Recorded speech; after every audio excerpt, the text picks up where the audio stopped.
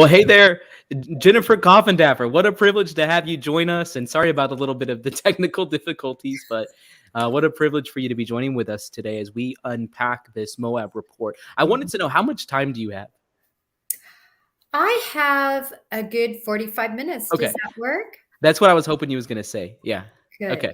Great. Well, thank you so much for joining us. And by the way, if anybody wants to read the full report, I embedded it on my website. Just go to tylerfellow.com/report.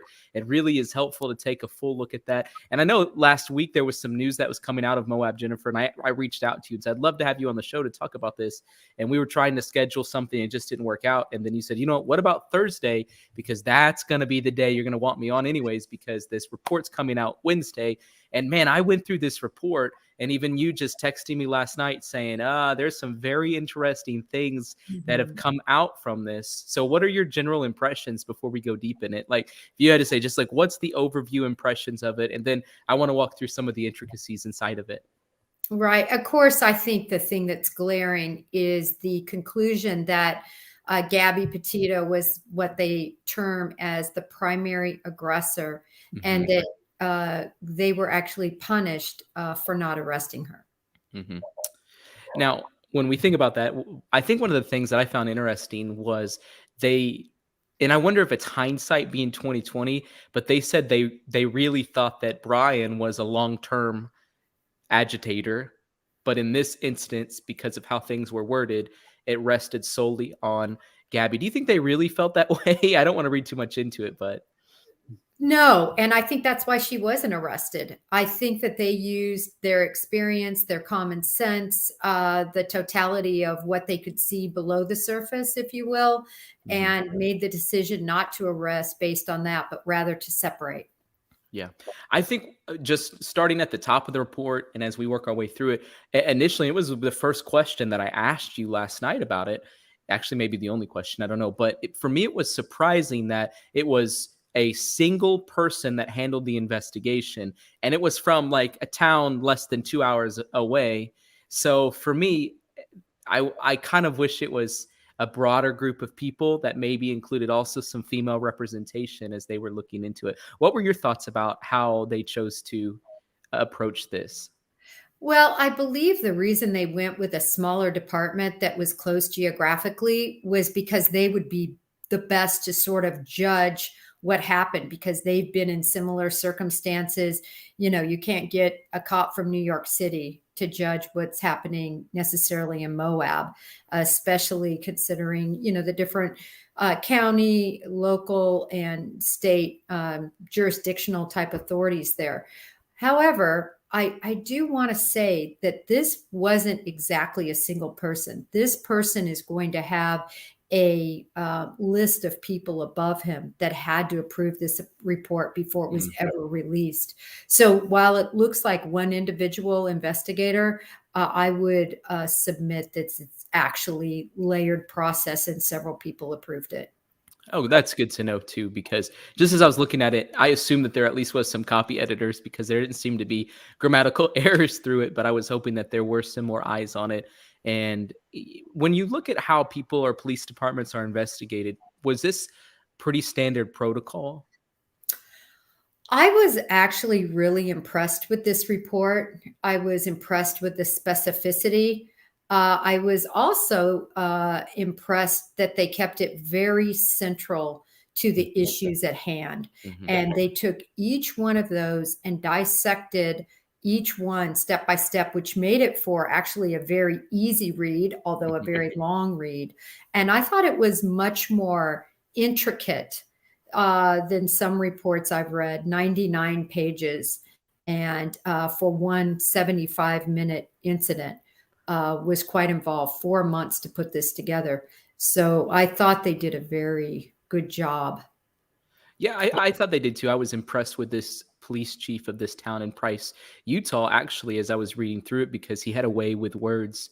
One thing that stuck out to me initially, as soon as I got on page 3, that the person who gave the 911 calls names were redacted. And I found that interesting because we already know the person's name. That's been public information since the get-go. Did you find that interesting? Well, even though things become public, there are still protocols with what a government official or what we're allowed to release. So that's within their protocols not to release third-party information. Mm. What stood out to you just as you were getting into it? I know one of your messages you sent me last night said there's some very interesting things in here. What were some of those very interesting things? Well, one of the things that I really I liked seeing, yet I think it caused the problem, was the empathy that these officers both showed. Particularly Officer Pratt, I think because he had, and he refers to his girls, that he has daughters, and that he felt like she wasn't a real threat to Brian Laundrie in any real physical way that could harm him, and didn't have any intent to harm, but was rather just so frustrated with the verbal assaults that she just, lost it and, went after him, to get him to stop verbally inciting her, really. And he seemed to really empathize with that. And that was a reflection that isn't really made that obvious when you watch the video, but to the degree that it is in that report. So I think on the contrary, now I'm just stating that this is not where I'm at on this case, but people who've been on this case and watching it from a vantage point have made note that they sort of felt like maybe Gabby was actually the aggressor and Brian snapped. And so I don't know, what's your feedback on that? And I think they're going to use parts of this report to pin Gabby in that light.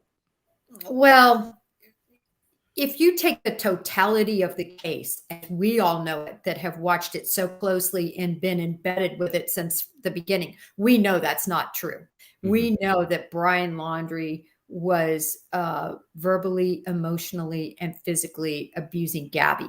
For what period of time, we don't know, but we know it was a period of time to lead to an apex, I would submit, to her death, although that hasn't been said by the FBI, but from the facts we know out in the public, that's what I think most of us subscribe to. So this, unfortunately, though, just looks at this little piece of time, this 75 minutes that they had with them. And let me tell you the facts, just in a nutshell, that are leading to this conclusion. One, all the marks on Brian Laundrie. There's numerous. The nose, the eye, the middle of the forehead, the face, the neck. And then there's a larger bruise on the side of his face that's bleeding.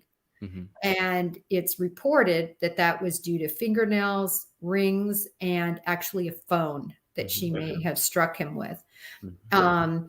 So there's one. So you take the physical evidence. Number two, her own admissions. Right, Tyler? I mean, she said, I hit him first. It's not him. It was really me. And we all know that that's a typical sign of somebody who's abused to take a lot of the responsibility, if you will. And then you have Brian Laundrie's statements. But the critical piece that I think occurred in this case is there's another third party outside of the 911 caller that said they saw Gabby hitting Brian. Mm-hmm. When you add that all up, that's probable cause. Remember, it's not beyond a reasonable doubt, but all you have to make an arrest is probable cause. And they clearly had that with this information to charge Gabby. Now, in those cases of probable cause, I know it's probably kind of dicey. I wondered how come they didn't make a phone call to a higher up, maybe somebody at the courthouse, to try to get some feedback on what they should have done in that situation. Well, that is something, of course, the report brings forward too, that they need to have a better process for getting guidance. In the FBI, whenever we had probable cause arrests, which did not occur often at all, but I had, I believe, 5 in my career at least. But you're able to call the prosecutor, and you really have to call the prosecutor and say, listen, This is what I've got. Can you confirm that I can make this arrest? Now, of course, these are huge felonies involving more, I don't want to say more serious, because nothing is more serious than bodily injury to another. But yet, I find it interesting that they didn't have the protocol to contact a DA, a county attorney, somebody where they could get guidance from. I think they're going to try to work on that. I think that's a great question and a great insight. And I hope that really it leads to either greater DV type training with police officers, or that somebody that's a mental health professional can be added, because I see it up front and in personal as a pastor many, many times where these situations are just handled incorrectly, not because they weren't trying to. And I think that's some of the feedback whenever you look at the police department in Moab. And I've heard you say this, that you thought they did a great job. They spent 75 minutes on this case. And I wanted to make a point of that yesterday. I actually played a video of something that happened in Moab yesterday, where the police department there stopped some people and had a little hunch that something erroneous was going on, and it was 2 human traffickers, and they saved 12 lives from it. So that happened yesterday in Moab. I just wanted to highlight the fact that, hey, not everybody that's going to be against the Moab Police Department needs to understand that there were a lot of things, in particular with this case in Gabby and Brian. From my perspective, they seem to go above and beyond. Above and beyond. I can't think of an instant of a car stop like this where somebody would spend, or in my experience, either knowing about through other individuals, being a part of, that would last 75 minutes with 2 individuals that are having a domestic situation. They went above and beyond. They looked at the statutes. They literally pulled them up on their computer. They did seek help within their department. They talked with others, including 2 other park rangers, to get other feedback. One of the park rangers was a female. They went above and beyond to try to make sure they separated these 2 and did the number one thing you should do in a domestic violence situation, which is protect the victim.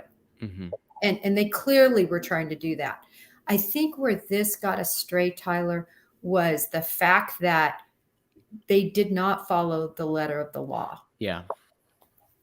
Which is more specifically regarding the domestic violence. And basically they were labeling, right, what Gabby was doing, whether or not she had intent, and then labeling it as either assault or violence. And those 2 things trickle up through the system much differently. Right. They would have gotten much more help on the scene and received better help just in terms of their discussion and figuring out what to do if it would have been classified as a domestic violence incident. And it wasn't. And clearly, in my view, from the very beginning, 911 call, which was a male attacking a female and following her down the sidewalk and striking her, that's domestic violence the minute you find out they know one another, right? Mm-hmm. Other than that, it could just be an assault. But once they knew each other, they were involved in a relationship, and they saw the physical bruising on him, scratches and so forth, and on her, and the admissions that Gabby made, and the all that combined together, it was nothing but a domestic violence incident. Yeah, Officer Robbins, whenever he was talking about the moment, whenever he was separating them, he said that Gabby was having a manic state. I found that to be interesting, right? Because if it's not then a domestic violence, a domestic assault, then he's calling it a manic state. That's an emotional health crisis. Should we allow people who are, in our language, having a mental health crisis just to go on about their day? I mean, that was confusing to me too. Yeah, it's difficult when you're a police officer, when you're an agent, because you run across mental health crises on many of your calls, on many of your arrests, on so much of what you do, because you have people that are under the influence. You have people that have issues emotionally and mentally that you have to deal with. And that's why I think it is so important that officers maintain what they are supposed to do. And what we are supposed to do is discern whether we have a criminal activity afoot and then make the appropriate arrests to stop that activity. We're not supposed to be necessarily some sort of mental health advisor. And so it's difficult because we deal with so many people that have mental health issues. And you saw from the beginning of the report, Tyler, he talks about the medication she's on. He even calls her a name. I mean, it's terrible. And I could just see it bleeding off the pages. Brian's lack of respect for Gabby. That's one of the first things in the first couple pages, because they're his interviews before hers. And it made me get a true sense of how he viewed Gabby. Yeah. And that's why in the conclusion, they put that he was the long-term predominant aggressor. And I hate that about this situation. Obviously, she was the predominant aggressor as it related to that incident. But whenever you looked at it, and even the assumption, I think, by the people who were watching the footage from that lens, even after the fact, but the police officers who were there, that's what they said. They said he lacked emotions as he was on the scene, and they just sort of went down lists. He clearly seemed to them to be the long-term prominent aggressor in this case. And that's really frustrating. And it brings up the question that nobody wants to ask or maybe even answer, but what if they had done something? Like, what if there was a bigger level of separation, or Gabby was put in jail according to what they would have had to have done? Well, it's so easy to look at these situations in hindsight. If those officers could see this in hindsight, I think they would have taken Gabby in custody. She would have had to spend the night. There would have been an even longer cooling off period, but likely they're both adults. He would have bailed her out, or she would have been released on her own recognizance, probably as early as that evening, maybe the next day. And it could have ended up the same way. We just don't know, because maybe Gabby would have called her parents, in a situation like that. Maybe it would have been a real eye opener to her, which that was the other thing I gleaned from this. He seemed to be so afraid almost to lose her. He says, I was afraid she would leave me alone. Now, I can't take off the pages the inflection, but I just got this overall sense of control. And they noted that in the report as they were talking about the relationship between the two of them. It said that Gabby was trying to start an online career. Brian didn't support it. Gabby left her job to travel the country with Brian. Brian locked Gabby out of the van to control her. Brian said that he was trying to make, was the words in quotations, Gabby calm. Brian was telling her to continue to calm down. Brian kept telling her to shut up. So based on that information, they were saying that he kept saying make again and again and telling her to shut up and grabbing somebody's face, that, he was the long-term predominant aggressor, and that they were stuck with only analyzing that moment. And then Officer Pratt says, it's convoluted. It's hard to tell. Maybe I missed a big red flag that he was a murderer. Yeah, I missed it. That if he was going to murder, I would have taken vacation, followed them, and then, chased them down to Wyoming. I couldn't imagine being either of those police officers and having to live out the past couple of months. Oh, my heart bleeds for them from a fellow law enforcement officer. This wasn't poor policing. This wasn't not doing your job or being remiss, or this was actually a case of almost overanalyzing, really trying to find a way almost not to arrest Gabby, because I think they truly realized she was the victim and overall, and they didn't want to. And, that phrase that, so often is said by people, that sometimes you try to do the right thing and you're almost punished for it. And that is what I see here. They tried so hard to really handle this case professionally and empathetically, and they're being punished, and the outcome was terrible. No good deed goes unpunished. The report recommends, as you're talking about punishment, and obviously they're punished internally probably for the rest of their lives, not to mention that Officer Robbins has only been a police officer for a couple of months at this point, which is mind-blowing to me. I could tell when I was watching it, I didn't understand it at the time. It felt a little bit odd to me, but that Officer Robbins kept going to Officer Pratt, like, hey, what do I do? What do I do? What do I do? It made total sense now that we have a little bit more insight to it. But some of the punishment they're going to live with is, internal, but also they're going to be placed on probation and they have to go to DV training and legal and other training. What do you think about that recommendation? Well, I definitely think the training piece of it is huge. And that's going to be important for them for the rest of their careers. I'm sure they will also send the rest of their department. I would guess, in my experience with these small departments, this was probably their first and only maybe traffic stop combined with a domestic violent type case that they were looking at. So when you consider the greenness, especially of Officer Robbins being in training, he was still, I think, a month out of training. Wow. Considering all that, he did such an amazing job. And Pratt, not only having to deal with training issues and trying to work through that, they were dealing with a lot of issues. Plus, they were getting called nonstop. The report says that. So they're dealing with actually getting called out on other things and being diverted, if you will. And Pratt does get diverted.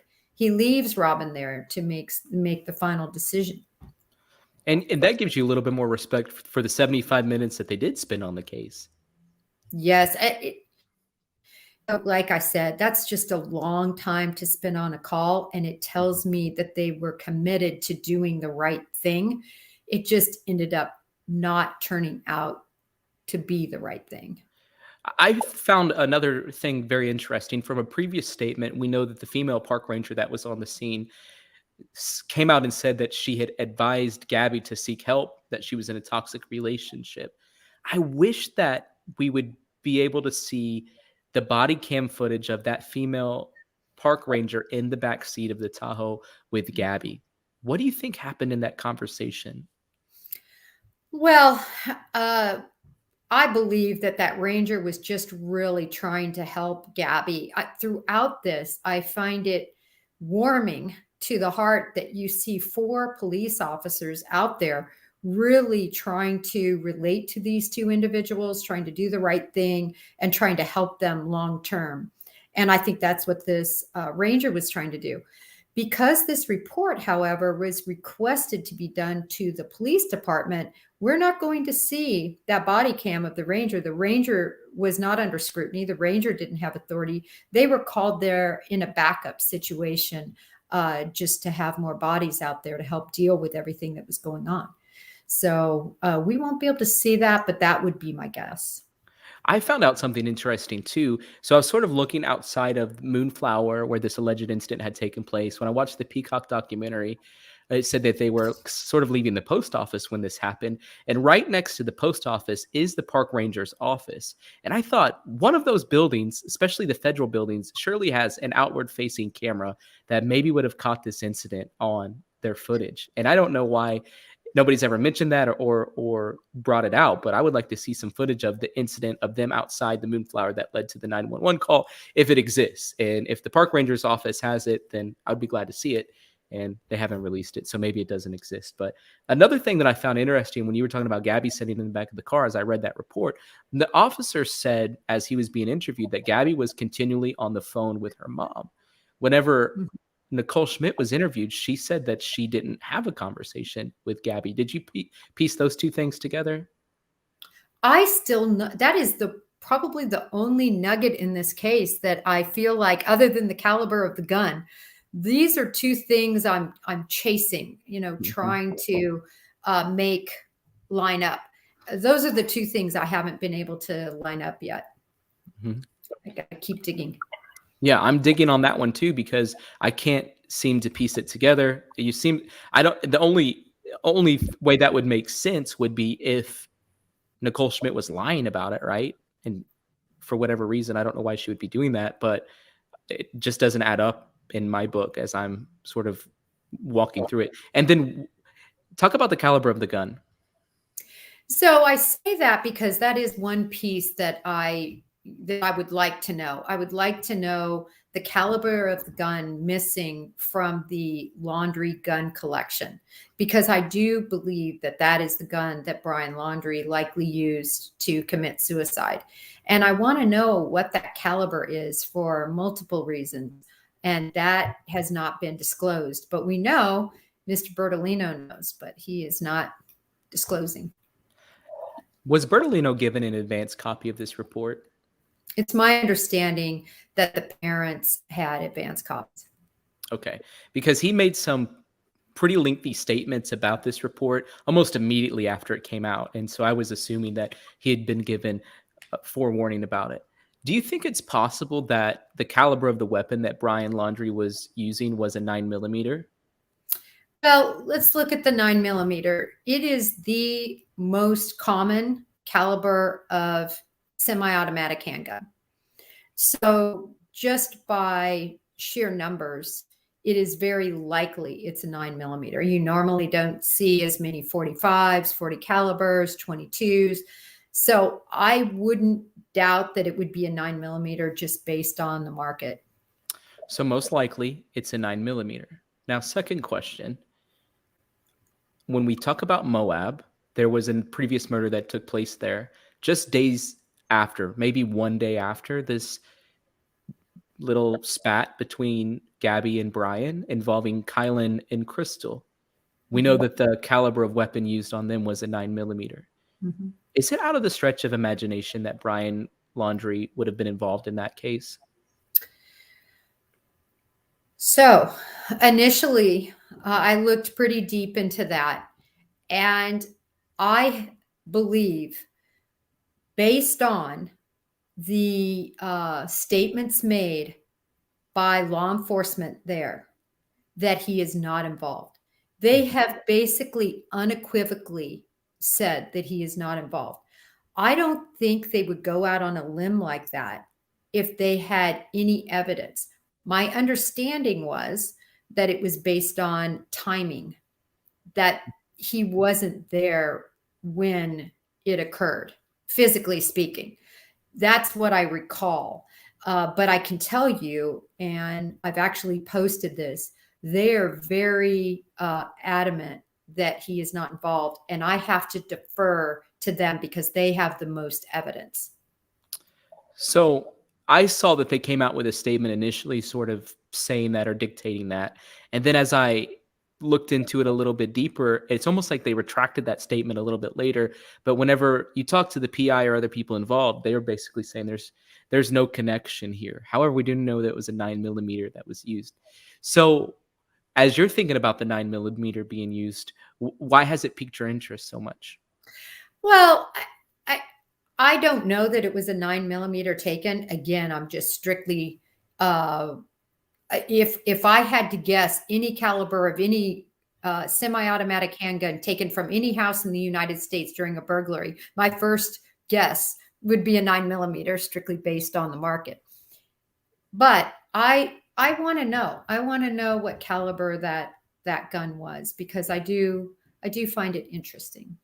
We have a question from one of our callers named Grandma Patty. Hey, Grandma Patty.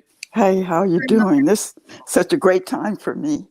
But, as far as Gabby, I'm so glad it's just you two I'm looking at. I can't look at her being in distress. I'm still not over it, grieving for her. But my question is, if she wasn't killed, would what the police officers did ever have been brought to light? What I'm saying is, because she was killed, that's why the investigation into how they handled it, was that due because she was killed, or would you think that would have come to light anyway? Grandma Patty, that's a great question. I believe nothing would have come to light. There would have not been an outside investigation. Nothing would have happened. I think zero, strictly because of her being, her life being taken, has this elevated. Great question, Grandma Patty. Okay. Thank you for calling in. Thank you. And we see in that report, the Moab report too, that whenever Northport Police Department in Florida called Moab and asked for the body cam footage, it sort of triggered Officer Pratt to going into a deeper dive and providing a supplementary report based off of the body cam footage. And so you're exactly right. And they even basically come out and say that. Right. there would have been no cause for concern. And in fact, to me, they really went above and beyond the normal call of duty, the time they spent on that call.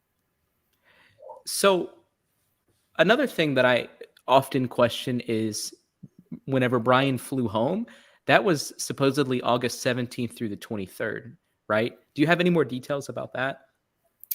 No, not specifically, other than I think last time I was speaking with you, Tyler, I was concerned about the reasoning behind that and the fact that the two answers they gave for why he flew home really don't hold any water for me. To say he needed to clean out his storage to save some money, especially now that we know he had 20,000 in savings and they had been planning this trip, to all of a sudden need to go home. And then I think the second excuse was also there was something he needed in the locker. What could you possibly need in a locker that you would have to put in a suitcase that you couldn't buy at Walmart?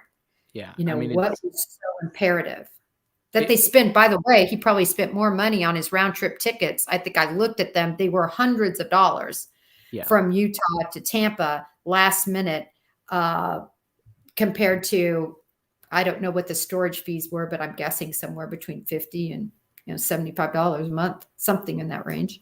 And last minute flights are always the most expensive. I'm somebody who flies quite often. Yeah, last minute flights are always the most expensive. I know too, a big question surrounds his notebook and if the parents want the notebook and if they don't want the notebook and what might be in the notebook. Do you think that there's a key piece of the puzzle sort of nestled in that? I think it's very, very possible.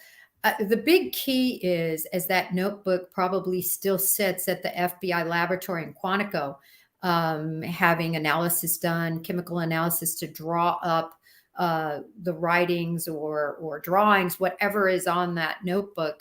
I'm curious as to if it's Brian Laundrie's, if it's Gabby Petito's, if it's both, meaning do they both have entries in there? So we know that the parents were able to check out the notebook, and I had read a report that Brian had kept meticulous notes inside of it, and that's how they found out that he had the $20,000 in the bank account. Again, I don't know if that's accurately sourced, but I found it to be interesting that the parents saw the notebook initially on the day that it was discovered. And so they at least already have an inkling inside of it. And then even WFLA and Fox News and everyone was sort of reporting that they wanted the notebook. They were requesting it. And then come to find out, Bertolino makes a statement 2 days after every single news outlet reports that they're wanting notebook, saying that they didn't want the notebook, which then just even adds to the mystery of it. And it makes me want to even know worse what's inside of it. Well, let me first talk about your first statement about the bank statements. So I think it would be very easy, whether it was in the notebook or not, to find out whether Brian Laundrie had any money at the bank, right? Mm-hmm. The statements would come to the house. That was his permanent address. They could just open up that mail and see whatever money and accounts he had at that bank. There's a lot of other sources that could have led them to knowing about the account other than the notebook. I did read something like that, but the problem with a lot of the speculation in social media, I've come to find out, is that it's really not vetted. Yeah, that's true. I often ask, give me the source. You'll see me on Twitter and somebody will bring something to my attention. And my first question is, I need to see the source. Yep. And then sometimes they'll say, well, I just heard it, or I read it on Facebook, I think, or somebody else said this. And then I try to vet it. But I will say that a huge percentage I can't ever vet on things like that. Every once in a while, there's a nugget, like on the Harmony case yesterday. That one we vetted, and sure enough, there was a vehicle that was at a salvage yard that had previously belonged to Adam. It's a heartbreaking case. Oh, that really is. So not to diverge, but just to say, I don't really know how much they know was in that notebook. I think I know they went forward in the courts asking for it. Yeah. I saw that, and I know that the Petito family want it. But the bottom line is, it's going to be months before that is released, because the FBI has to complete their investigation. And then a court is going to have to determine who gets that notebook, and then all that evidence will get released back to the proper owner. What's the timeline of an FBI report in a case like this, especially since Brian was never named a suspect? Great question, Tyler. So let's look at this. Let's look at just the Moab report. The Moab report took 4 months and was about 75 hours of time. For 75 minutes of footage. Yeah. Yeah. Involving 6 people and a very specific situation. The FBI investigation involves dozens of people, involves dozens of instances, involves subpoenas and grand jury testimony, and so many intricacies of this case, lab reports. I could go on and on. So there's a saying in the Bureau, right? If it's not on paper, it didn't happen. So there are reports related to each of those. And then that case agent is going to do a report. It's not going to be a report that we likely ever see, but I would expect the FBI to make a determination as to who is responsible for Gabby's demise. If not, we've got a murderer running around. Right. And it doesn't seem to think that there's a murderer running around because of the way that they're responding. However, the people in Moab believe that there's a murderer running around based off of Kylan and Crystal. Right. And there is, based on Kylan and Crystal. There's somebody that, I was looking into that a little bit further, and I ran across a case that a little bit reminded me of this case. It's from the 1960s, but essentially there were 3 women, I believe it was 3 women, and they were vacationing on a mountain, like a ski resort type area, and they were taking a walk. All 3 of them were murdered.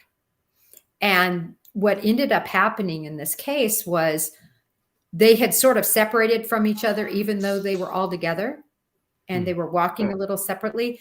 And the subject wanted to rob the one woman. She fought and he killed her. The other 2 women then come over to the area, and because they were witnesses, he shoots and kills those 2. And it just tweaked the possibility that this was a robbery. They were separated, we know. They weren't right next to each other. They weren't ambushed in the same area. And so maybe something like that happened. It just resonated with me for some reason. Well, that's very interesting. And I'm still on the hunt for what's happening with Kylan and Crystal. And if they're connected, I want to know about that. And if they're not connected, then I'm open to that as well. If it's okay, can I shift gears to the Lena Keel case? Because we're almost out of time, but I did message you and say I wanted to ask you a little bit about that too. Yes. Isn't that a very unusual case? Well, unfortunately, I don't know how unusual it is from the standpoint of all these children that are turning up missing. Now, I will say, Tyler, as you probably know, I spend a large majority of my day really very much involved with the cyber sleuth community and researching all these cases, the missing children cases. And I try to keep them pretty high on my radar. The Lena Keel case is extremely sad in so many respects. But my pinned tweet that I keep posted up there are 3 things that bother me about that case that have converged. One is that the FBI dive team from DC was called in. Yep. That's very telling to me. Yeah. It's telling because to have that happen, you have to have a lot of people high up approve that. It's expensive. It's a huge take of resources. How we are in the Bureau, we're agents. It's kind of like if you go to college and you're, a college student, but then you also play volleyball or you're on the debate team or, so you have these extracurricular activities, if you will. An FBI dive team, they're agents, but they have this extracurricular activity, which is being on the dive team. So now you've pulled them from all their cases. I believe there were 12 that came, and it's a huge amount of resource and money to go down there. I don't think they went down there on a hunch. Yeah, I that's think what I was saying. I made that same. I did don't know you? it as in depth as you, but that's exactly what I was saying. It's like there's something very fishy about the dive team coming in, and they were searching a specific area, and I sort of traced that creek all the way to the apartment. It doesn't go directly to the Villa del Cabo apartment complex or whatever the name of that apartment complex that she lived in was, but I traced it all the way back. And then the cancelization you alluded to on your tweet of the Amber Alert. Yes, it's unusual. I know a lot of people have said, "Oh, but you just use the amber in the first few hours." But unfortunately, that really is not accurate. Or fortunately, it's not accurate, right? Look at Summer Wells. I mean, Yeah. her Amber Alert is in place. Well, I'm dur- in Tennessee, and there's Amber Alert billboards with Summer Wells on it every day. I see them every day. Right. It's a tool that is used to get that message out there whenever they believe that somebody has been abducted. And when they pulled that after, I believe, I don't know, it was a very short period of time. It led me to believe they pulled it because they were required to pull it because they know it doesn't meet the parameters of an Amber Alert. Yeah, it's So unfortunate. that had me very concerned. We have a question from one of our callers, Kim. Hey, Jennifer, how are you? Hi, Kim. How are you? Good. I have a kind of three-part question, but they all kind of go together. Is the things that I keep, I guess, struggling with in my head is, has anybody heard definitively or seen definitively what Gabby was doing while Brian was gone? Because then that kind of leads into the second question. When Brian Enton did his, investigative report there, it seemed like nobody wanted to talk to him. It just amazes me how so many people, they were able to keep so many people quiet, because the hotel wouldn't talk to him, the Mary Piglet, nobody anywhere would give him any information. And then that leads to my third part is, why do you think there is so much secrecy? I think that's one of the things that is stoking all the social media rumors and everything. This case just seems to have a lot of secrecy. Right. So let me respond to a couple things. First of all, in any FBI investigation, we are sworn to keep secret. Mm-hmm. Any ongoing investigation should never be discussed with your spouse, with your mom, with certainly not the media. There was actually on one of the squads a red shoe. And if anybody even accidentally said something to the media, if they were asked, hey, how long are you going to be out here? And you just said, oh, we'll probably be here for another 3 hours. Red shoe award. You don't talk to the media. And the reason is all of these details need to be kept sequestered, because if not, you ruin the integrity of the information you receive, because you don't know whether that person received it from the media or whether they received it from evidence. So that is an integral part of the FBI and of our entire ethic within the job. So that's the reason why it remains so secretive. Back to your other question, your first question was concerning, can you repeat the first one? Sure. That's when Gabby was there, and I think she was by herself. Has anybody talked about where she was? Because that was one of the things. Brian Enton went to the hotel and they said, yes, she was here, but we can't tell you what she was doing. And the restaurant said the same thing. And I mean, I understand definitely the FBI being quiet, but a lot of these restaurant workers and things just seem to be saying nothing. Yeah. Yes, I wanted to touch on that. So whenever we conduct investigations, and I can tell you I did this with every interview I ever did, at the end of the interview, I would ask the person, please do not talk outside of this conversation. Please don't talk about what we discussed. And let me tell you why.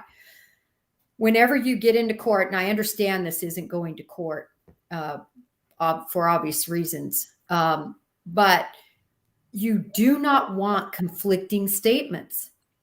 So in these cases, if you the FBI conducts an interview of Jane Doe, and then Jane Doe is on News Nation and says something even a little bit different. You know, they change the date, they just change a little detail. What happens is in the court, the defense attorney picks that apart. Oh, you didn't know the date. Oh, you changed the date. Well, what else did you change? And they will destroy a witness. And that's what I would always tell them. Please keep it quiet for these reasons. So I think a lot of that possibly was or is going on. That makes sense. Are you surprised that they have kept everything so quiet? No. Really? No, it's you can get in a lot of trouble. Yeah. As an agent. I mean, yeah, you do not want to go there with disclosing anything on an active investigation. Gotcha. Okay. Thank you so much. You bet. Well, Jennifer, it was such a privilege to have you with us. And if it's okay with you, you've been on TV all day, and I'm sure you have more interviews this evening. Such a privilege that you would squeeze us in. I know you've had a busy day, and I know your heart and love for the Lord. And I really see what you do as a ministry, and it's impactful. And if it's okay with you, I just want to take a second and pray over you. I know I did that last time you were on the channel, but it makes a big difference, I think. So thank you. And most of the people who watch the channel, not all, but most people who watch the channel are believers, and they love watching you and what you represent and are praying for you too. So let me just pray. So Father, right now I bless Special Agent Jennifer Coffindaffer with your Holy Spirit presence. May you continue to speak through her. And Father, I pray that you tell her remarkable secrets of things not yet known. That's what your scripture says that you can do. And so I pray the Holy Spirit just gives her insight in new ways to these cases, that Father, that there's actually hope that are coming to people because of her willingness to yield to you and listen to you. Then I just pray the prayer of Jabez. I feel that in my spirit to pray over her, that you would expand her territory, that you would give her a bigger tent, that you would increase her platform. And so, Father, all the things that she's hidden in her heart as desires, I pray that in this next season, you make them come to pass. And so I just bless her with your grace and your power. In Jesus' name, amen. Amen. Thank you. Thank you for that prayer, and all the best to you, your viewers, and everything. I appreciate. Thank you, Jennifer. I'd love to have you back on if there's any developments with Lena or in the Harmony case as well. So thank you. Sounds great, Tyler. Bye-bye. Well, that was awesome. Make sure that you go follow Jennifer on Twitter, and she has some great tweets, and she's really keeping us updated on a lot of the same cases that we follow. It's just at Coffindaffer FBI. Go ahead and give her a follow. And then I'll be back on tonight at 7:30 p.m. Central Standard Time Zone. And so really looking forward to being back on the stream with you guys. I hope you appreciated this stream. Do me a favor and share the video out. Thank you.